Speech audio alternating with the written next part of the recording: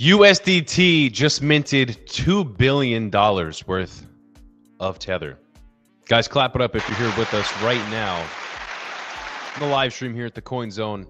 I'm Crypto with Paul. Guys, what is going on, chat? Tether's really going for it. It's $2 billion just minted, put into circulation. These are the things that we are seeing right now. Let's take a peek into this right here. So since July 1st, Tether has minted $8 billion. This is another $2 billion. And this is today, ladies and gentlemen. This is breaking news here at the Coin Zone. What we're doing for you every single day. So if you haven't subscribed yet, make sure to do that for me, because every day we're bringing you breaking news like this. We're going live on X. We're going live on YouTube. So the 6 of you tapped in right now on X. You guys are freaking great. Hit that sub for me. But let's lock in. This is what's going on here today. Tether really getting after it. What's happening? Something behind the scenes might be happening. Something big might be brewing. When you print 8 billion since July 1st, you probably got plans. You don't just randomly do something like this. So where can we see that 2 billion end up? Probably on Ethereum. And why do I say that? Because I have a beautiful thread that I would love to go through with you. Everybody viewing right now. This is straight here from the Coin Zone. Our great team here at the Coin Zone putting together all of this valuable information for you for free. All you got to do is sub. All right. So hit that sub for me. Shout out to subs. I had a sub today. Freaking peppers and onions, sausage, peppers and onions. It was freaking amazing. All right. But I want to break this down for you guys on this live stream right now. We just saw 8 billion printed since July 1st, 2 billion today. Where can that end up? Well, in my opinion, we'll probably see a lot of it on ETH. Here's why, guys. What if I told you Ethereum stablecoins doubled in 18 months without much fuss, silently powering the new dollar ecosystem? Why is this relevant? Why do I want to spend time on this right now? Well, guys, last week, the Genius Act was passed. Stablecoins, from the mouth of the President of the United States himself, from the mouth of Bank of America as of today, that we covered this morning on the live stream. Stablecoins are building our new financial future. This is the underworking of what is ripping apart the TradFi system and throwing that ish to the curb. All right, this is a complete uprooting and a install and implementation of a new system. And that's what we're seeing here today. So more stables were just printed. This is a trend that demands your attention. We can only anticipate them being on ETH at some point. So let's take a look here. 2021 was the spark. Stablecoins on Ethereum kicked off at just $22 billion, guys. And again, if you're just joining the live stream, this is what we're talking about here. Tether just minted 2 billion today, 8 billion since July 1st. Where will that go? This is where we're anticipating it. Mostly USDT, Tether, and USDC. That was 22 billion, 2021. Then 2022, the mania phase. By March 2022, ETH-based stablecoins hit 108 billion. All right, that was fueled by DeFi. We saw bull market euphoria. Even retail was just throwing around money at this point. And then what happened? Then the dark side happened. All right, we saw Terra Luna, right? We saw a number of things happen. We saw FTX and Sam Bankman-Fried in his ridiculous hair take over the news, dominate the news, somehow fool half of the left, most of the left. That doesn't surprise me. But also individuals like Kevin O'Leary, Stephen Curry, Tom Brady. It was insane, right? So we saw big crashes. We saw a lot of things go bad. What did that do? That shrunk the stablecoin market cap to 67 billion on ETH. And then what happened? Well, let's fast forward to now, guys. 2024, 2025, the resurrection. Ethereum did not just cover or recover. It's completely dominating, guys. And again, the Genius Act was passed. And what we're seeing right now is the TradFi system basically building on Ethereum. And they're going to be using stables. All right, another example of this would be Robinhood. Robinhood is starting to get more into it. They just announced in the US Solana and ETH staking, I believe it was. So big news there. But this is why this matters, guys. When you get back into the swing of things with stablecoins, as we are for sure going to see this heat up because of the Genius Act and half of Wall Street and banks getting into it right now, that's why it matters. So USDT, 75 billion plus the USDC, 39 billion. Still lead. But now we have USDE, USDS, DAI, FDUSD, PYUSD.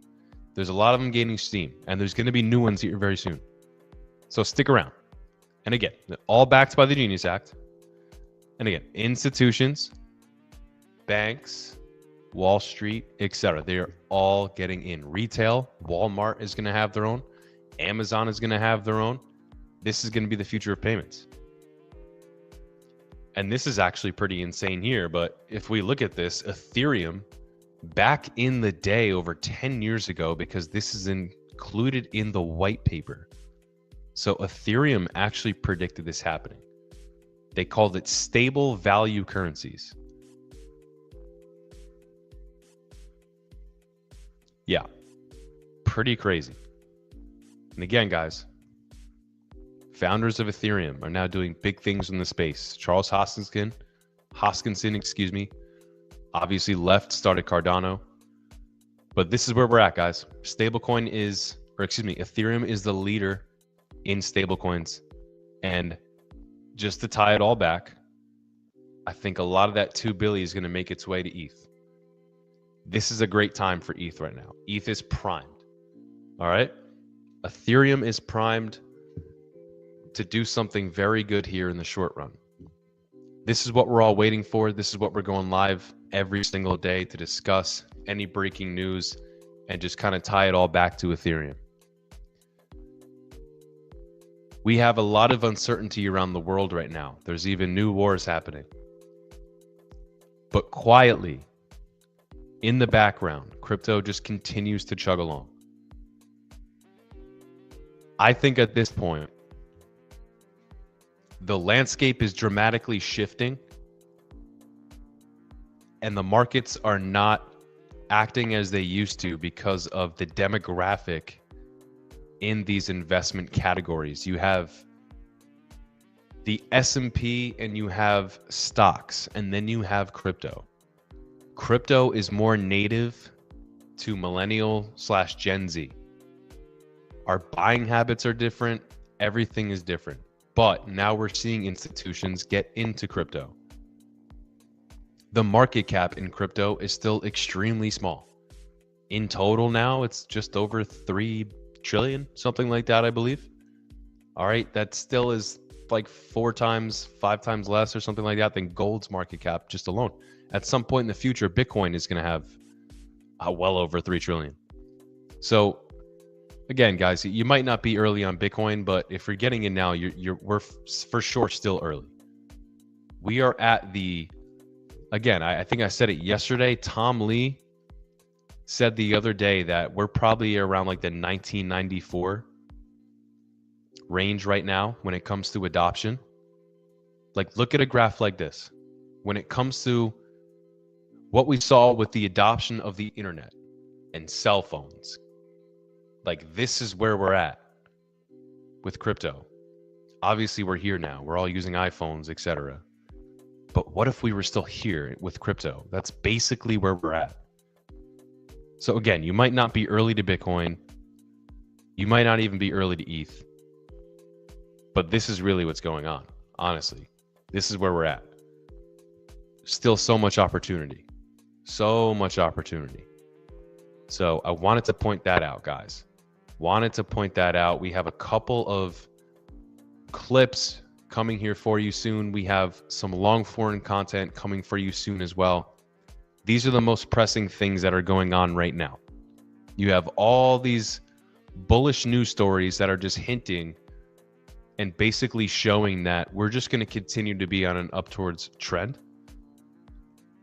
And we're just going to continue to go up. Now, there is for sure going to be a lot of choppiness here and a lot of short-term volatility and a lot of going down and everything. But I think that's normal, and I think that's expected, and I think this is sort of a normal pullback right now before another run-up. I'm not a financial advisor. I'm not a TA expert, but I've been doing this for 4+ years now. I think I listen to some of the best people in the game that are trustworthy, and this is what we try to do here at the Coin Zone for you.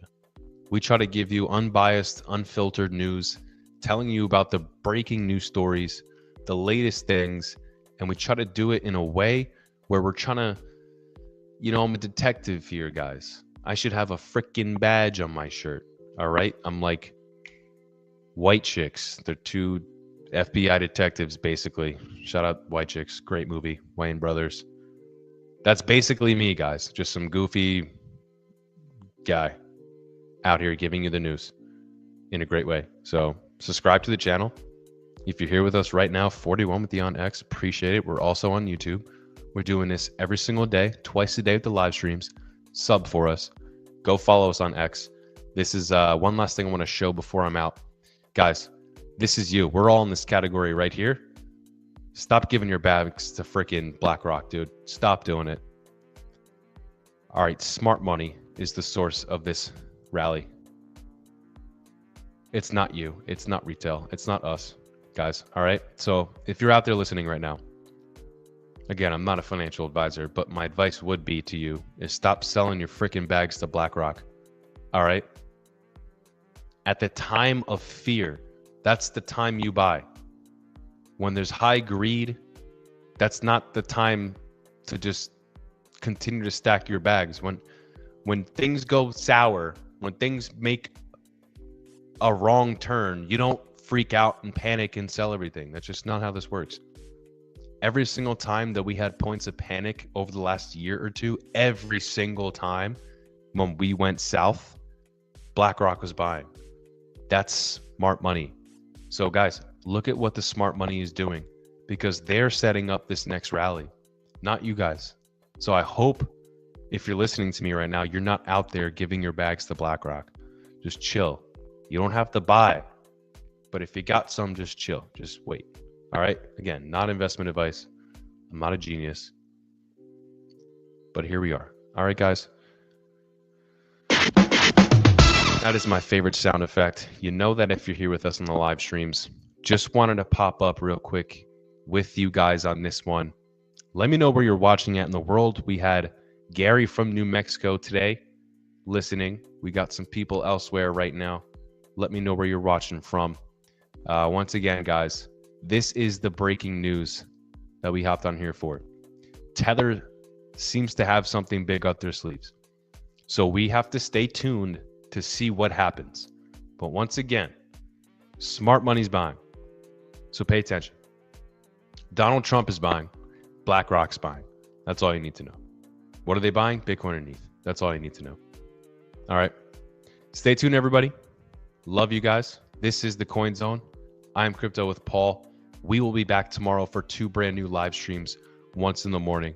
So make sure you're up bright and early with your goddamn cup of coffee and something good to put in your tummy, and you're ready to go, and you're ready to lock in on the live stream with the Coin Zone and Crypto with Paul. That's my final words, ladies and gentlemen. Thank you for watching. Make sure to subscribe. I'll see you tomorrow.